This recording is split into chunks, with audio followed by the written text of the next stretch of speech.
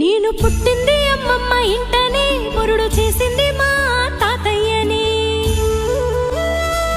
పేరు పెట్టింది మా అమ్మమ్మని, ముందు పిలిచింది మా నానమ్మని. ముద్దులాడరు మా మావయ్యలు, మురిసిపోయారు మా అత్తమ్మలు. మా అమ్మమ్మ ఎప్పుడు కాపలా, చూసుకున్నది కంటికి రెప్పలా. లాల పోసింది, జోల పాడింది, బుగ్గ చుక్క పెట్టి